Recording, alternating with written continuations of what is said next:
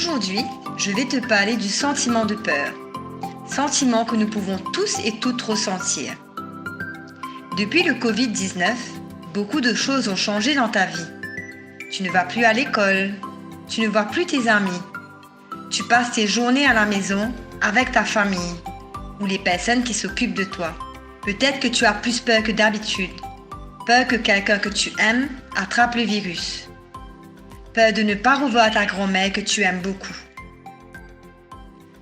Voici 3 choses que tu peux faire quand tu ressens cette peur.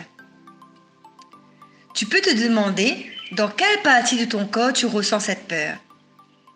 Sois attentif aux sensations de ton corps. Est-ce que tu as mal au ventre? Ta gorge est-elle serrée? Tes mains tremblent ou sont mouillées? Ensuite, donne un chiffre entre 1 et 10 par rapport à cette peur. Pour bien comprendre si c'est une toute petite peur ou une très très grande peur. Essaye de nommer les pensées qui vont avec cette peur. Toutes ces idées qui te traversent la tête. Peut-être que tu penses à ton papa ou ta maman s'ils devaient tomber malades et que tu sois séparé d'eux. Alors le soir, tu ne veux pas aller te coucher seul dans ta chambre. Ou tu as peur car ta maman va travailler malgré le confinement. Maintenant, voici quelques petites astuces pour t'aider à faire face à cette peur. Dis-toi que c'est OK et normal de ressentir de la peur et prends quelques minutes pour l'écouter. Tu peux dire à ta peur, « Tu as le droit d'exister. J'écoute ce que tu veux me dire à ce moment de ma journée. » Tu peux, si tu le souhaites, dessiner, chanter, mimer, danser ou peindre tes peurs. Tu peux aussi en parler à une personne que tu aimes et à qui tu fais confiance. Tu peux fabriquer un bracelet d'amour et de sécurité qui te protège et un pour chaque membre de ta famille.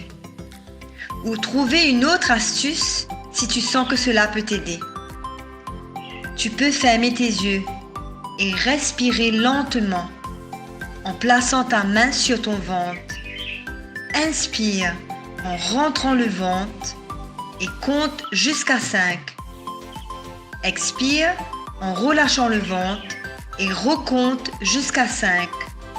Et fais-le plusieurs fois. Maintenant, quelques petits tips pour tes parents. Nous adultes avons souvent tendance à minimiser ou nier nos émotions et celles de nos enfants. Il n'y a pas de bons ou mauvais sentiments. Les sentiments ne sont ni positifs ni négatifs. C'est OK et normal de ressentir divers sentiments, même s'ils peuvent être agréables ou désagréables.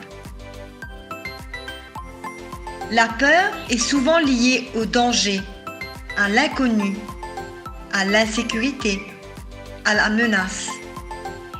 Et elle est reliée à un besoin de protection, d'aide, de compréhension, de sécurité et de réassurance. Quand votre enfant vous partage son sentiment de peur, prenez quelques minutes pour l'écouter. Vous pouvez lui dire « J'entends que tu as peur et c'est OK de ressentir cela. » Ou « Tu as le droit d'avoir peur. » Ou « Allons écouter cette peur ensemble. Que nous dit-elle » C'est très important de donner de la place à tous les sentiments que nos enfants ressentent et que nous ressentons. Une écoute de qualité soulage et permet à votre enfant de se sentir moins seul.